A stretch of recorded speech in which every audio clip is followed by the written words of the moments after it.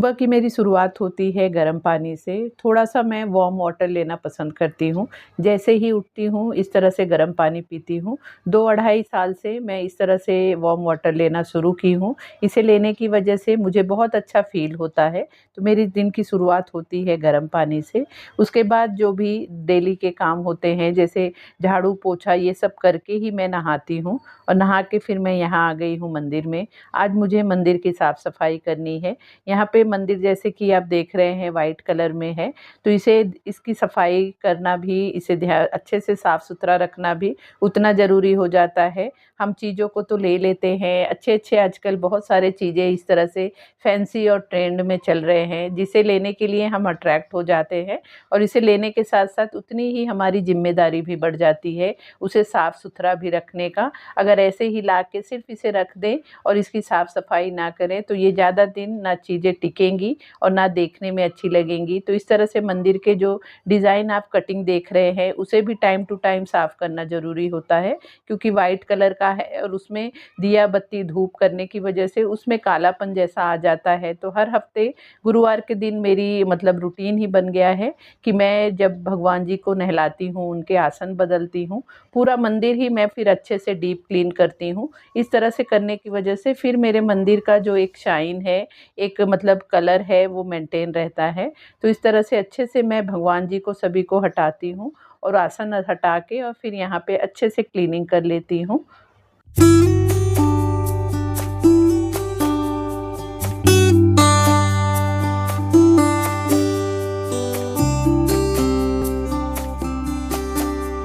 धीरे-धीरे जब हम चीज़ें करते हैं तो हमें और ज़्यादा आइडिया आता है, नॉलेज आता है। पहले मुझे ऐसे लगता था भगवान जी का आसन सिर्फ़ पिंक या रेड कलर में रहे तो ज़्यादा अच्छा होता है, लेकिन ऐसा नहीं है। आसन आप जो भी आपको पसंद आए उस कलर का रख सकते हैं। तो यहाँ पे मैंने इस तरह से वेलवेट के 3-4 कलर ले लिए थे, कपड़े ले लिए थे, मतलब 1-1 मीटर का कपड़ा ले लिया था और उसे सिंपल इस तरह से कटिंग करके फिर मैं आसन बना लेती हूँ। तो देखिए यहाँ पीला कलर का आज मैंने आसन रखा है, तो बहुत ही सुंदर सा लग रहा है। उसके बाद यहाँ पे जैसे कि मैंने बहुत सारे पुराने वीडियोज़ में बताया है कि जो भी मेरे भगवान जी के विग्रह हैं, उन्हें मैं जैसे जब उन्हें नहलाती हूँ, साफ़ करती हूँ, तो मेरे विग्रह सब पीतल के हैं, ब्रास के हैं।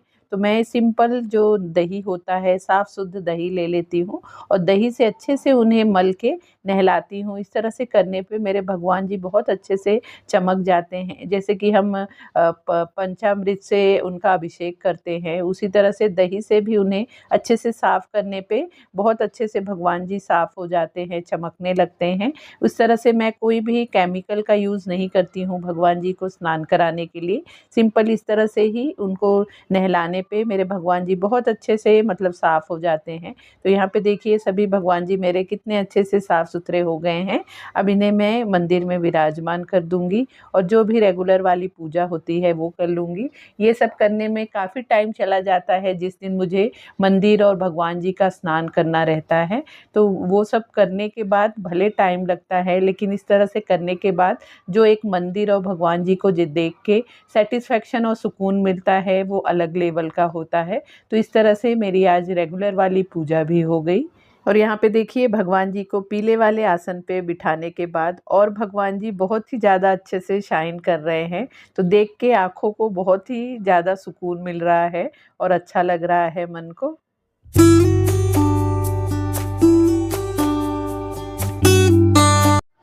आज मैं आप लोगों के साथ एक बहुत ही हेल्दी सा और टेस्टी सा ब्रेकफास्ट की रेसिपी शेयर करूंगी। तो यहाँ पे मैं आज साबूदाने की खिचड़ी बनाने वाली हूँ नाश्ते में, तो वो मैं आप लोगों के साथ शेयर कर रही हूँ। बहुत ही झटपट बन जाता है और बहुत ही टेस्टी लगता है। तो इस तरह से देखिए रात को ही मैंने साबूदाना भिगा दिया था, 2-3 पानी धो के साबूदाने को, फिर जिस लेवल पे साबूदाना हो उसी लेवल पे पानी उसमें भर के उसे ढक के आप रात भर रखने दें।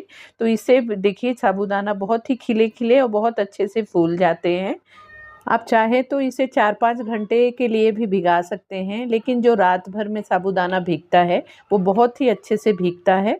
तो यहाँ पे साबूदाने को साइड में कर दी हूँ और अभी मैं पहले हम एक मतलब इस तरह से मिक्सी जार ले लिया है मैंने, उसमें मैं ले रही हूँ ये भुने वाले सेंगदाने। भून के ही मैं सेंगदाने को पहले से ही रखती हूँ, फिर ज़्यादा टाइम लगता नहीं है। तो यहाँ पे भुने वाले सेंगदाने छिलके के साथ ले रही हूँ, बहुत ही टेस्टी लगता है। इस तरह से ये आप लेके इसे आप एक बार ज़रूर ट्राई करना।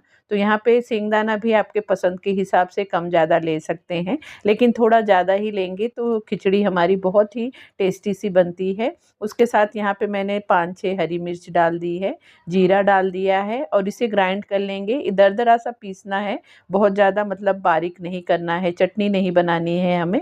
तो इस तरह से देखिए इसे मैंने दरदरा सा पीस लिया है। इस साबूदाने की खिचड़ी को आप फास्ट में भी खा सकते हैं, जैसे कि इसमें सिर्फ सेंगदाना पड़ा है, हरी मिर्च पड़ी है, जीरा पड़ा है और साबूदाना है और नमक यहाँ पे आप रेगुलर वाला नमक ना डाल के उपास वाला नमक भी डाल सकते हैं। आजकल तो सभी रेगुलर में भी पिंक सॉल्ट यूज़ करते हैं, तो इसे आप व्रत में भी खा सकते हैं। तो यहाँ पे देखिए मैंने गैस पे कढ़ाई रख के उसमें 2 चम्मच तेल डाल दिया है, रिफाइंड ऑयल डाल दिया है। अब हमें क्या करना है, तेल अच्छे से गर्म होने के बाद फ्लेम को एकदम लो कर देंगे और सभी चीज़ों को एक साथ ही हमें कढ़ाई में डाल देना है। जैसे साबूदाना डाल दिया, जो हमने ये सेंगदाने को ग्राइंड करके रखा है इसे डाल देंगे, नमक डाल देंगे, साथ में हरा धनिया भी मैं साथ में ही डाल देती हूँ। इस तरह से डालने पे हरे धनिया का फ्लेवर अच्छी तरह से जो भी चीज़ में डाला है आ जाता है। तो सभी को डाल के अच्छे से मिक्स करेंगे और नमक डाल देंगे, नमक टेस्ट के हिसाब से डाल के सभी चीज़ों को मिक्स करके अब इसे हम ढक के 4 से 5 मिनट कुक करेंगे कि साबूदाना अच्छे से कुक हो जाए।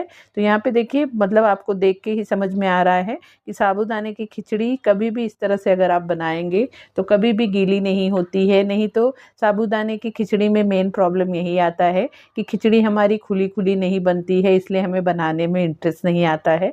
लेकिन इस तरह से अगर आप साबूदाने को भिगा के रखेंगे तो बहुत ही टेस्टी सा खिचड़ी बनती है और खिले खिले बनते हैं। तो देखिए इस तरह से 3-4 मिनट 1-2 बार मैंने चला लिया था और यहाँ पे देखिए साबूदाने की खिचड़ी बन गई है, बहुत ही टेस्टी सी बनती है। और इसे आप चाहें तो मतलब इसे आप ज़रूर ही मतलब दही के साथ अगर आप सर्व करेंगे, दही में थोड़ा सा शक्कर डाल दें या सिंपल बिना नमक या शक्कर के भी प्लेन दही आप लेके उसके साथ अगर इस खिचड़ी को खाएंगे तो बहुत ही टेस्टी लगती है। हमारे घर में तो सभी को बहुत ही पसंद है। तो इस तरह से सुबह का हमारा नाश्ता भी हो गया। मेरा ऐसा मानना है कि अगर हम अपने घर को हमेशा साफ़ सुथरा और वेल ऑर्गेनाइज रखना चाहते हैं तो हमें टाइम टू टाइम अपने हर एक हिस्से को, हर घर के हर एक कोने को मतलब टाइम टू टाइम ध्यान देना चाहिए। तो यहाँ पे मैं डस्टिंग कर रही थी, तो डस्टिंग करते करते जो ये मेरा सेंटर टेबल है तो इसके ड्रॉवर पे मेरा ध्यान गया। तो ये काफ़ी डिस्टर्ब हो गया था, जैसे कि पहले मेरा जो सेंटर टेबल था वो सिंपल वाला था, सिर्फ उसमें ऊपर का पोर्शन था जिस पे हम कुछ भी चाय नाश्ता रख सके।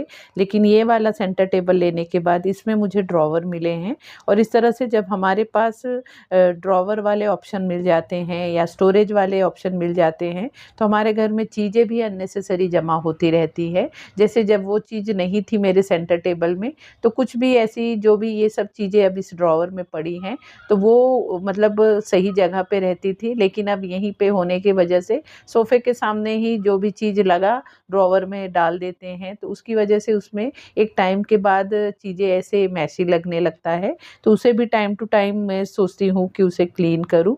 तो यहाँ पे वही मैं सोची कि आज मैं थोड़ा-सा इसे ऑर्गेनाइज़ कर देती हूँ। इसमें जो भी मतलब फालतू की चीज़ें पड़ी हैं तो उसे हटा दूँ और अच्छे से इसे ऑर्गेनाइज़ कर दूँ। तो मेरे सोफ़े के कॉर्नर पे भी इस तरह से एक मैं बास्केट रखती थी जिसमें जैसे चार्जर हुआ, मेरे चश्मे का बॉक्स हुआ, उसका क्लीनर हुआ चश्मे का, ये सब चीज़ें रहती थी। तो वो बॉक्स को भी मैंने सोचा इसी ड्रॉवर में डाल दूँ। तो यहाँ पे देखिए बिना मतलब की चीज़ें बहुत सारी ड्रॉवर में पड़ी हैं। जैसे जिसके चीज़ें लेते हैं उसके बॉक्स भी इसमें पड़े हुए हैं। बहुत सारी देखिए चुटुर-पुटुर चीज़ें ऐसी हम इसमें रख देते हैं कि लगता है कि इसका काम आएगा, लेकिन उसका कोई ज़रूरत नहीं रहता है। सेल रिमोट-विमोट का चेंज करते हैं वो सब भी इसमें ख़राब वाले उसी टाइम पे डस्टबिन में डालने के बजाय इस ड्रॉवर में डाल के रखा है। तो वो सब चीज़ें चीज़ों को इसमें से छाँट के हटा दे रही हूँ। टाइम टू टाइम जब इस तरह से हम अपने घर में हर एक सेक्शन की डिक्लटरिंग करते रहते हैं, तो हमारे घर में एक कबाड़ जमा नहीं होता है और उतनी ही चीज़ें हमारे घर में रहती हैं जिसकी ज़रूरत होती हैं। तो यहाँ पे सब चीज़ों को मैंने हटा दिया है और यहाँ पे इस तरह के ड्रॉवर जो हमारे घर में होते हैं, उसे साफ़ करने के लिए इस तरह से ये छोटू-सा मैंने डीआईवाई से, ये मिस्टर डीआईवाई जो आजकल स्टोर खुले हैं, उसमें से ये छोटा-सा इस तरह से ब्रश और ये लिया था, जो कि इस तरह के ड्रॉवर को साफ़ करने के लिए बड़े काम आते हैं। मुझे तो बहुत ही यूज़फुल लगे। सिर्फ़ ये 49 या 59 रुपीज़ का मुझे मिला था, लेकिन बहुत ही यूज़फुल है। तो इस तरह से अंदर ड्रॉवर के अंदर बहुत सारे छोटे-छोटे इस तरह से कचरा जमा हो जाता है, जिसे हम कपड़े से उठाने चलते हैं तो अच्छे से वो क्लीन नहीं होता है। तो ये वाला ब्रश काफ़ी यूज़फुल होता है, इससे अच्छे से ही सभी कचरा जो भी होता है उसके अंदर डस्ट होता है वो उसमें आ जाता है। उसके बाद सिंपल आप कपड़े से पोंछ लीजिए। तो इस तरह के ड्रॉवर को साफ़ करने के लिए ये वाला ब्रश मुझे काफ़ी यूज़फुल हो रहा है। तो इस तरह से यहाँ पे मैंने ड्रॉवर की सफाई भी कर ली और इसमें जो चीज़ मुझे रखनी है वो अच्छे से इसमें ऑर्गनाइज़ कर दूँगी।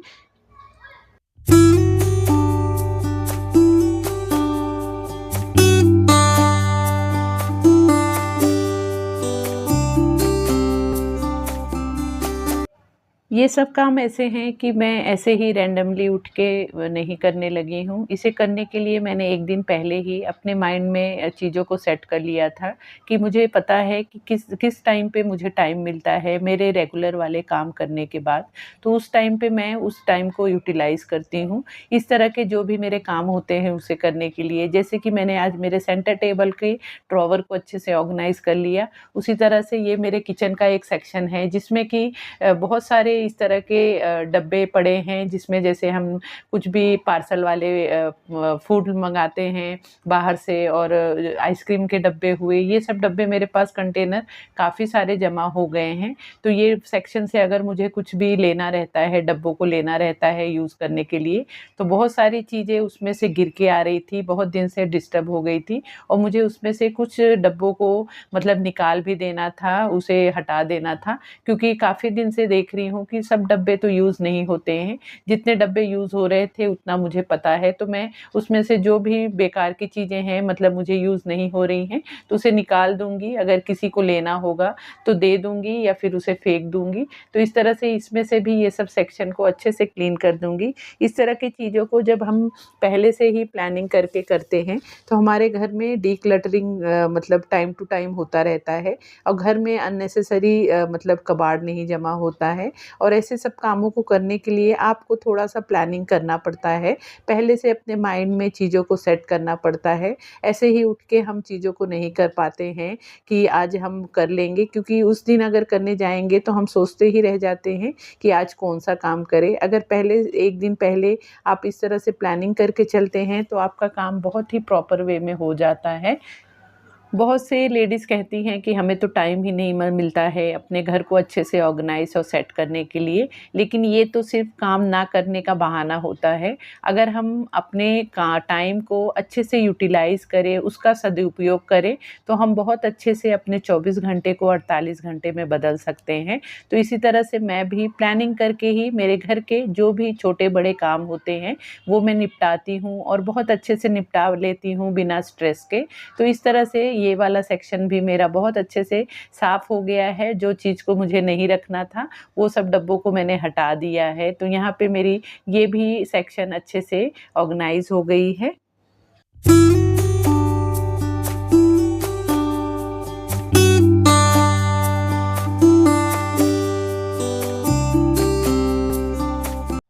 और हाँ, जब भी आप इस तरह के जो भी एक्स्ट्रा काम आपके घर में निकालते हैं, तो एक टाइम लिमिट आप ज़रूर रखें। ऐसा नहीं कि आप उसी काम में इतना उलझ जाएँ कि जो भी रेगुलर वाले हमारे काम हैं, जैसे लंच है, ब्रेकफ़ास्ट है या डिनर बनाना है, तो ये सब चीज़ें हम भूल जाएँ या इसे इग्नोर कर दें।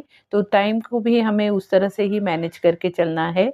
टाइम लिमिट हम रखेंगे कि इतने देर में हमें इस चीज़ को ख़त्म करना है, तब हम ईज़िली उस काम को कर सकते हैं। तो यहाँ पे मेरा जो भी मैंने मतलब मेरे लंच के पहले का टाइम था, उसमें मैंने सोच रखा था, तो वो 2 चीज़ मैंने कर ली है। अब यहाँ पे लंच वंच हो जाने के बाद, किचन की क्लीनिंग हो जाने के बाद, मैंने आज सोच रखा था कि जो भी मैंने आपको थोड़े दिन पहले दिखाई थी, मैंने एक साड़ी ऑनलाइन मंगाई थी, जो कि मुझे बहुत पसंद आई। तो उसका मुझे ब्लाउज़ भी सिलना था और साथ ही उसमें फॉल बीडिंग भी करना था, तो वो भी मैं खुद ही कर लेती हूँ। जैसे कि आप लोग सोच रहे होंगे कि ये सब चीज़ें तो हम मार्केट से भी करा सकते हैं, टेलर से भी करा सकते हैं, लेकिन मुझे पता नहीं बचपन से ही ऐसी आदत है कि ये सब चीज़ें जो भी मेरे घर के काम होते हैं, मुझे खुद ही करने में एक अलग ही सैटिस्फैक्शन मिलता है। एक मेडिटेशन में जैसा मुझे होता है, 20, 25, 50 रुपए से कुछ भी मतलब बचत तो नहीं होती है, लेकिन जो एक माइंड को सैटिस्फैक्शन मिलता है, एक सुकून मिलता है, वो मेरे लिए मेन इम्पॉर्टेंट होता है। तो यहाँ पे देखिए मैंने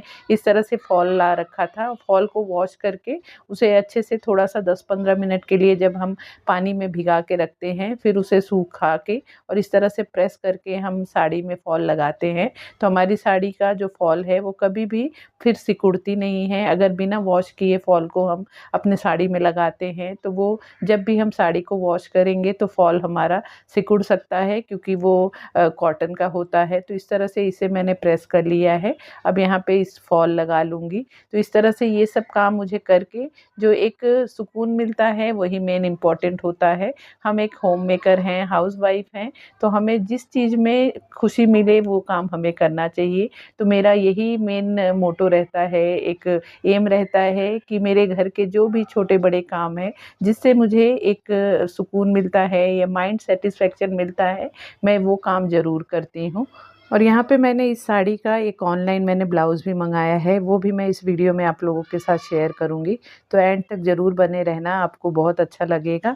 तो यहाँ पे देखिए फॉल लगा लेने के बाद तो साड़ी का एक तरफ ही मुझे सिलना था, तो उसे भी मैं इस तरह से, जो भी मेरा हाथ वाला मशीन है, मैं उससे ही सिल लेती हूँ, क्योंकि पल्लू के तरफ तो मोस्टली आजकल वर्क होते हैं या इस तरह के बॉर्डर होते हैं या टैसल होते हैं कि वहाँ पे तो हमें सिलाई करनी नहीं रहती है। नीचे की तरफ ही जहाँ से हम साड़ी पहनना स्टार्ट करते हैं, उस तरफ से ही होता है, खुला रहता है, तो उस तरफ ही सिर्फ फ़ोल्ड करके फिर मैं ये सिंपल वाली मशीन की ही सिलाई मार लेती हूँ। जैसे कि ये साड़ी का मैंने अभी फॉल बीडिंग किया और उसके साथ इस तरह से ये प्लेन वाला ब्लाउज़ मिला है। तो पहले मैंने सोचा था कि इसका मैं खुद ही स्लीवलेस ब्लाउज़ सिल लूँगी, लेकिन बाद में मैंने सोचा कि इसका मैं जैसे अपने एल्बो तक, यहाँ तक की ब्लाउज़ का स्लीव सिलूँगी, स्लीवलेस नहीं सिलूँगी, स्लीव्स वाला सिलूँगी, क्योंकि इसका मतलब कपड़ा जो है बहुत ही ज़्यादा है, 1 मीटर तक है, मुझे मेरे हाइट के हिसाब से 1 मीटर ही कपड़ा लगता है। तो इसका मैं स्लीव्स वाले ब्लाउज़ सिल लूँगी और मैंने सोचा कि ऑनलाइन मैं देख लेती हूँ, कुछ स्लीवलेस वाले ब्लाउज़ अगर अच्छे पसंद आते हैं तो ले लूँगी। फर्स्ट टाइम ट्राई कर रही हूँ, क्योंकि स्लीवलेस मतलब कभी मैंने ऑनलाइन ब्लाउज़ मतलब ख़रीदा नहीं है, परचेज़ नहीं किया है। तो मैंने ऐसे ही अमेज़ॉन के मतलब ब्लाउज़ के सेक्शन में मैं सर्च कर रही थी, तो मुझे बड़ा सुंदर सा इस तरह से, देखिए ये क्रॉप टॉप है एक्चुअली, जब इसे मैंने ध्यान से देखा तो ये क्रॉप टॉप है, लेकिन ब्लाउज़ के सेक्शन में आ रहा था और जैसे रिव्यू में लोग फ़ोटोज़ डालते हैं तो वहाँ पे भी इस तरह के ब्लाउज़ उन्होंने पहन रखा था, तो साड़ी के साथ बहुत ही अच्छा लुक आ रहा था। मतलब साड़ी तो जैसे मैंने पहले ही बताया 299 रुपीज़ का है, लेकिन साड़ी भी मुझे बहुत अच्छी लगी। उसके साथ जब इसे पहन रहे हैं तो और साड़ी का लुक बढ़ जा रहा है, बहुत ही ज़्यादा साड़ी का लुक इन्हेंस हो जा रहा है, तो बहुत ही रिच सा मतलब लुक आ रहा है। तो इस तरह से देखिए क्रॉप टॉप है, मैंने एल साइज़ में मंगाया है और ये इस तरह से स्ट्रेचेबल है, देखने में तो छोटू सा लग रहा है, लेकिन जब इसे पहनेंगे तो बॉडी पे अच्छा स्ट्रेच हो जाता है। और जैसे मेरी हाइट है तो मुझे लेंथ का प्रॉब्लम आता है, लेकिन इसका लेंथ भी काफ़ी अच्छा सा है, मतलब ना छोटा है ना बड़ा है, जैसे परफेक्ट होना चाहिए लेंथ ब्लाउज़ का उस तरह से है। पूरा नेक देखिए पैक में है इस तरह से, इसे आप चाहें तो बाद में जीन्स वीन्स के साथ भी कैरी कर सकते हैं, लेकिन मैंने तो साड़ी के साथ पहनने के लिए लिया है। तो बहुत ही सुंदर सा लुक आ रहा है, 299 रुपीज़ में मिला है, मटेरियल भी बहुत अच्छा है और पहनने के बाद जो एक कंफर्टेबल वाला फील आ रहा है वो सबसे मेन इसमें अच्छा लग रहा है। इसे मैं आपको पहन के भी दिखाती हूँ कि कैसा लग रहा है। देखिए साड़ी के साथ पहनने के बाद इस तरह से लुक आ रहा है। मुझे तो पहनने के बाद एक अलग ही लेवल की खुशी मिल रही है इसे, तो बहुत ही अच्छा लग रहा है और साड़ी के साथ आप देख सकते हैं बहुत ही अच्छा सा लुक आ रहा है। पीछे से इस तरह से पूरा पैक है, आगे की तरफ से भी नेक पूरा पैक है, सिर्फ स्लीवलेस टाइप का है, तो अलग सा कुछ लुक इसमें साड़ी के साथ ये बन रहा है। तो इस तरह से ये मेरा साड़ी के साथ इस ब्लाउज़ का लुक है। तो ये कैसा लग रहा है आप लोग को प्लीज़ कमेंट करके ज़रूर बताना। सो फ्रेंड, ये था मेरा आज का वीडियो। आई होप आपको मेरी वीडियो अच्छी लगी होगी। आपको मेरी वीडियो कैसी लगी प्लीज़ कमेंट करके ज़रूर बताना। और अगर आप मेरे वीडियो पे नए हैं तो प्लीज़ चैनल को भी ज़रूर सब्सक्राइब कर लेना और मेरे वीडियो को भी लाइक शेयर ज़रूर करना। तो मिलते हैं फिर अगले वीडियो में। Bye bye.